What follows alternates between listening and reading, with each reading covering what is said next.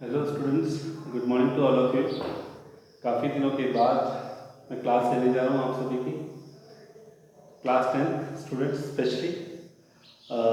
जैसा कि हमने लास्ट मीटिंग में पढ़ा है कैसे कैसे हमने टॉपिक्स ऑफ ट्रिग्नोमेट्रिक आइडेंटिटीज़ के क्वेश्चंस इसके रिलेटेड किए हैं, ट्रिग्नोमेट्रिक आइडेंटिटी और उससे रिलेटेड क्वेश्चंस हमने सॉल्व किए हैं और उनका कैसे यूज़ होता है। आई होप आपने क्वेश्चंस को सॉल्व किया होगा, देखा होगा अच्छे से। नहीं देखा है तो आई थिंक जितना टाइम आपको मिला, टाइम गैप आपके पास था, तो आई होप आपने सॉल्व किए होंगे and that will be beneficial for you in future also.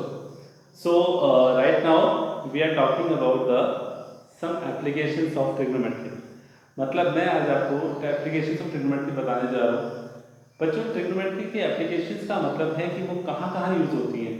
Of course उनकी एप्लीकेशन बहुत पुराने टाइम से यूज़ होती जा रही है।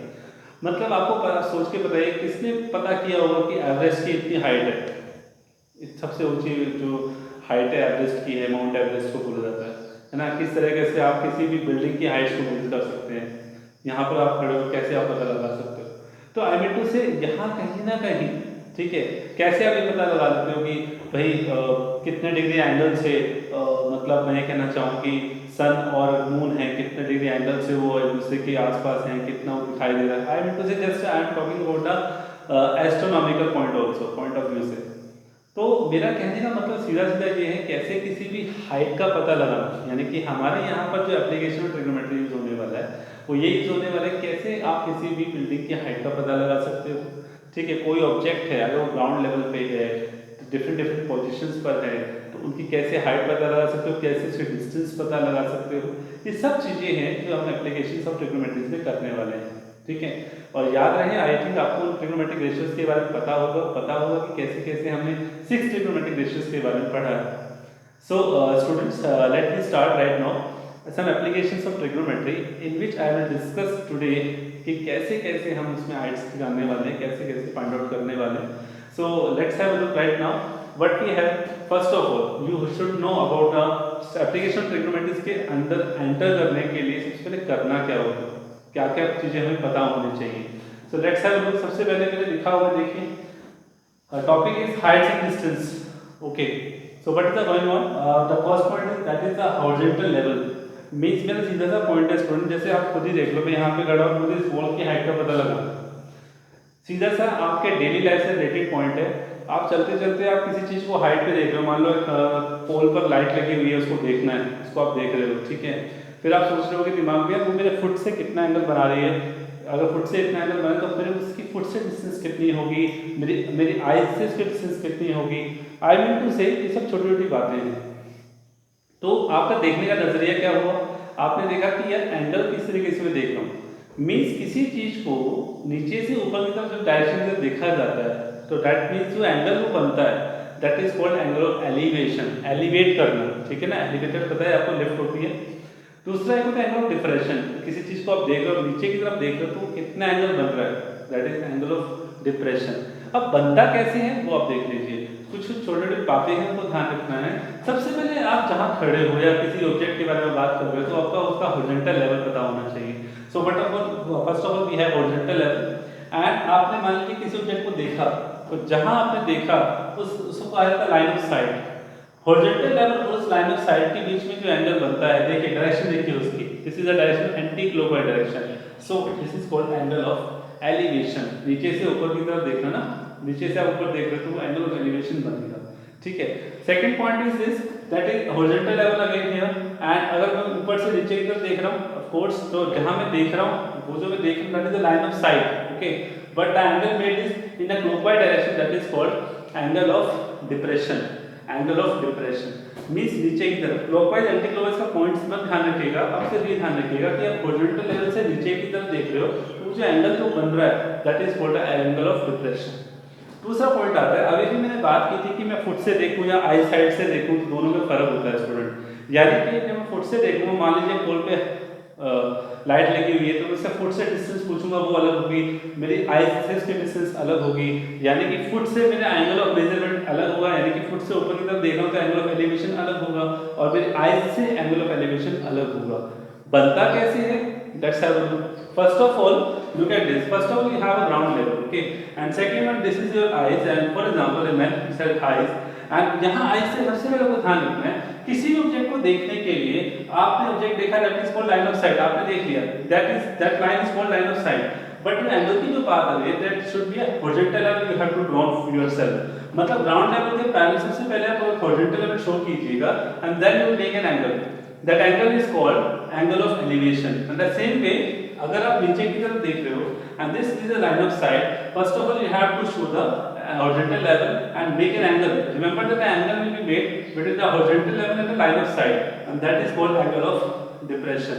Remember that students, ये चारों जो पॉइंट्स हैं, अगर आपको ये समझ में आ जाते हैं तो क्वेश्चंस इससे आसान नहीं है, बहुत इजी क्वेश्चंस होने वाला है, ठीक है। तो मैं आपको कुछ क्वेश्चंस कराता हूँ, बेसिक से बेसिक क्वेश्चंस कराता हूँ, और याद रहे आपको 6 के 6 ट्रिग्नोमेट्रिक रेशियोज के बारे में पता होना चाहिए। Of course their application trigonometric we are using here, so आपको एंगल्स के वैल्यूज पता होने चाहिए, आपको ट्रिग्नोमेट्रिक रेशियोज का relation with the height and distance, clear, height and distance means पंडित दत्ती प्रसाद हर हर बोले, ये वाला कॉन्सेप्ट यूज आपको करना है, ध्यान रहे ना, okay. So let's have a look at the question related to the some applications of trigonometric right now. तो स्टूडेंट सबसे पहले आपको बताना चाहूँगा, फर्स्ट ऑफ ऑल आपको डायग्राम अच्छे से आना चाहिए, शुड बी क्लियर। डायग्राम जितना अच्छे से क्लियर होगा उतना अच्छे से आप क्वेश्चंस कर पाओगे, ठीक है। मींस डायग्राम आपको मेन आपका डायग्राम पे फोकस होना चाहिए, डायग्राम अच्छे से आपको बनाना आना चाहिए। एक कंडीशन हो सकती है, मान लीजिए क्वेश्चंस का आंसर क्लियर नहीं आ रहा, बट अगर आपका डायग्राम सही है तो आपको उसके भी मार्क्स मिलेंगे, ठीक है। तो बी केयरफुल, डायग्राम का ही सारा खेल है, पहले डायग्राम बनता है और उसके बाद हम क्वेश्चंस को सॉल्व करते हैं, okay. Just have a look, what is the question given, simple से सिंपल क्वेश्चन मैंने लिया है, the angle of elevation of a ladder, okay. तो लैडर आपको पता है सीधी होती है, ठीक है, leaning against a wall is 60 degree. तो फर्स्ट ऑफ ऑल दिमाग में क्या है कि एंगल ऑफ एलिवेशन जो है मींस लैडर एंड ये this is a wall, okay, and this is up this is the horizontal level, और यहां से एक लैडर जा रहा है जो एक वॉल पर एंगल बना रहा है, this is a ladder, this is the ladder, okay. तो एंगल ऑफ एलिवेशन नीचे से तो होगा, कहां होगा, ग्राउंड लेवल से, this one that is 60 degree. What is this? This is wall. And what is this? This is your ladder. Okay. And what is this? This is the angle of elevation made by this ladder with the ground level. Of course, ladder ने जहाँ पर भी अपना upper point रखा होगा wall के ऊपर, तो यहाँ जहाँ रखा हुआ है, तो means वहाँ पर उसका angle कितना बन रहा है? That is 60 degree. तो what it says? First of all, मैंने first line का मतलब समझ लिया, the angle of elevation of ladder leaning against a wall is 60 degree. Okay, समझ में आ गया, तो डायग्राम समझ में आया, and the foot of the ladder is 9.5 meter away from the wall, means foot of the ladder this one, and this is a wall, so this is the distance between them, and that is 9.5 meter, okay। So what we have to find, we have to find the length of the ladder, means हमें ladder की length find out करना है।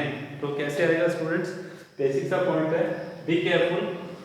सबसे पहले आपने diagram बनाया and just you can nominate them, उनको आप नॉमिनेट कीजिए, जस्ट उनको नाम दे दीजिए। Of course we are talking about trigonometric ratios, so students be careful about it here, only and only right angle triangle form. अगर आपका राइट एंगल ट्रायंगल केस नहीं बना रहे हो, आप गलत कर रहे हो, इसका मतलब आपका डायग्राम गलत है, क्योंकि height of course is always perpendicular in cases, okay. So be careful about it, ध्यान रखिएगा। तो यहाँ पर क्या है, देखा आपने A B B C and this is the A C. So right now first of all A C find out, line of the ladder कौन है, A C, okay, A C find out करना है। What is given, B C, that is your base, distance is given, and this is your angle of elevation, that is 60 degree. So कैसे निकाले भाई, बेहद आसान point है, इस बात को आपको ध्यान रखना है, ओके। ये जो पॉइंट है ना आपका, ये आपको पता होना चाहिए स्टूडेंट्स, ठीक है, ये कॉन्सेप्ट आपको पता होना चाहिए। इसका रेसिप्रोकल मैंने लिखूंगा, आपको पता है बार बार साइन का कोसेक होता है, कॉस का सेक होता है और टेन का कॉट होता है, okay. So what we have right now, look at this, we have to find the length of ladder, and what is given, that is the base distance of the ladder, foot of the ladder, and the wall is given. So actually this distance is base of the right angle triangle. This is the hypotenuse which we have to found, and this is the height already given, that is the wall. But उसने हमसे पूछा क्या है, उसने हमसे पूछा length of the ladder. तो students अब मैं आपको एक चीज बताना चाहता हूँ, क्वेश्चन सॉल्व कैसे किया जाता है। आप लोगों को ध्यान रखना है कि सबसे पहले जो हमें फाइंड आउट करना है उस कंडीशंस को आप न्यूमरेटर में रखिए, और जो कंडीशंस ऑलरेडी गिवन है that should be used in the denominator, and then find out a relation which is formed. Remember that जहां एंगल गिवन है द एंगल इज फॉर्म्ड, तो that triangle we will used. Okay, इसमें triangle बन रहा है, इसमें angle use हो रहा है, उस ट्रायंगल को बोलते हैं right angle triangle. Okay, so what is the point AC in triangle ABC? AC that is we have to find, and what is AC over BC? So just look out this. What relation is formed here? This is the hypotenuse and this is the base. So what is the condition there? Hypotenuse over base. Hypotenuse over base. Hypotenuse over base. Look at this. Base of the hypotenuse that is cos theta, and hypotenuse over base that is sec theta. इसका मतलब ये जो relation है theta कितना use हो रहा है, that is 60 degree. Okay, simple है स्टूडेंट, ध्यान से कीजिएगा। सो AC फाइंड आउट करना है, BC that is 9.5 given, just put the value and secant 60 you know that is 2, so 9.5 go there and AC become 19 meter. Okay, so what is this? This is your height of length of ladder, that is 90 meter. Okay students, ऐसे question solve करना है। Let's have a look another question. So students, look at the question. A 1.5 tall meter boy, look at the question. A 1.5 tall boy is standing at some distance from a 30 meter tall building. मतलब एक building है 30 metre की अलग है, और एक 1.5 metre का boy जिसकी हाइट है, वो दोनों अलग अलग डिस्टेंस पे खड़े हैं। ठीक है, the angle of elevation, remember that some distance, समझ गए ना, डिस्टेंस कितना ये नहीं पता, ये 1.5 मीटर टॉल बॉय है और एक ही बिल्डिंग है। ठीक है, कितने डिस्टेंस पे खड़े हैं ये नहीं पता, just consider that this is the height that is 1.5 metre and this is the height of the building that is 30 meter. So what is the question says?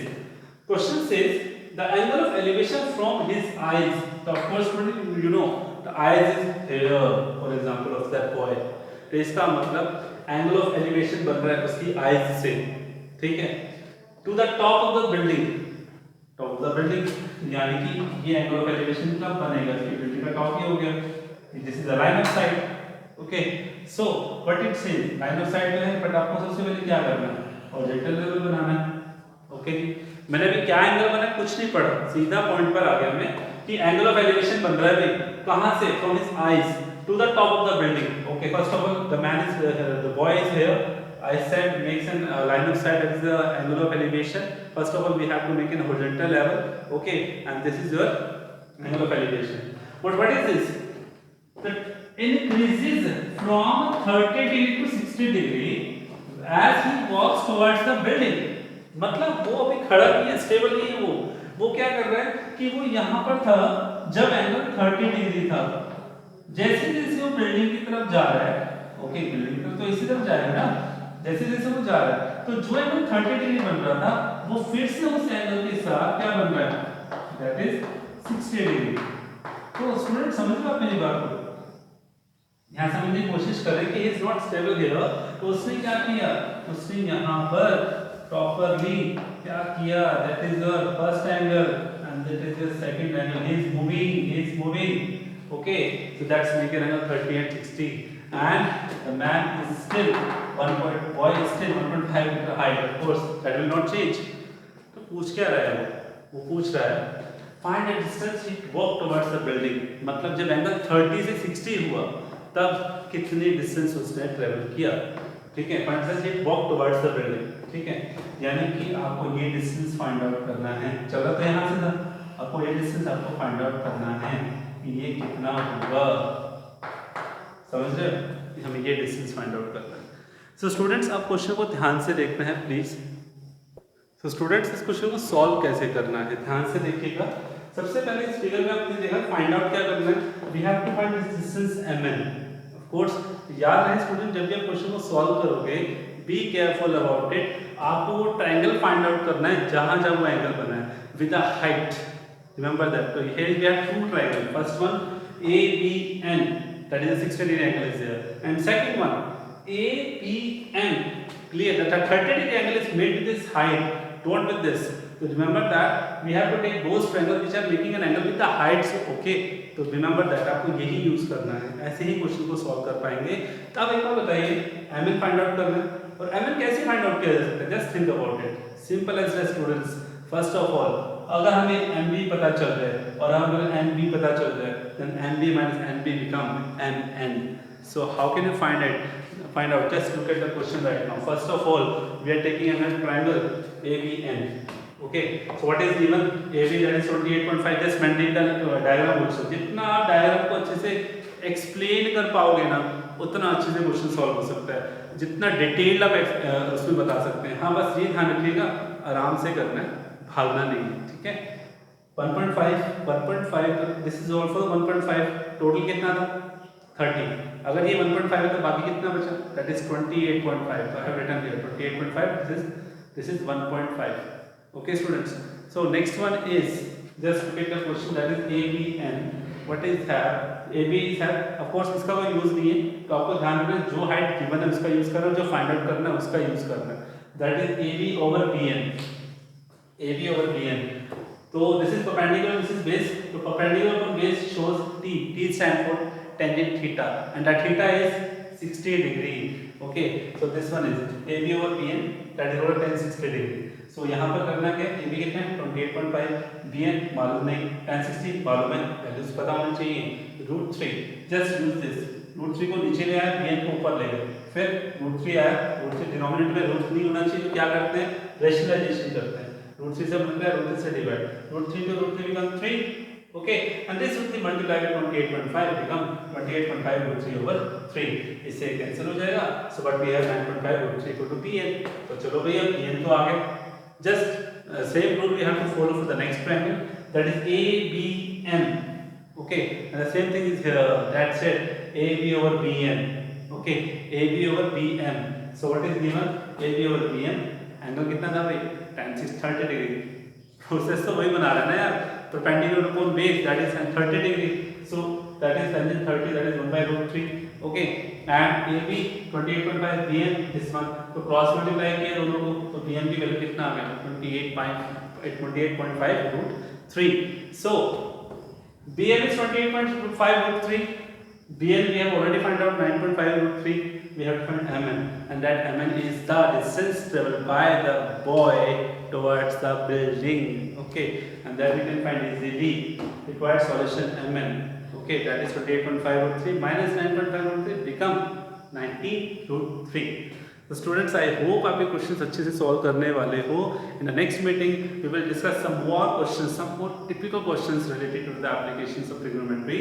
So just look the questions, just solve the questions, revise it. तब तक के लिए goodbye, see you, tata, and very take care of yourself. Thank you.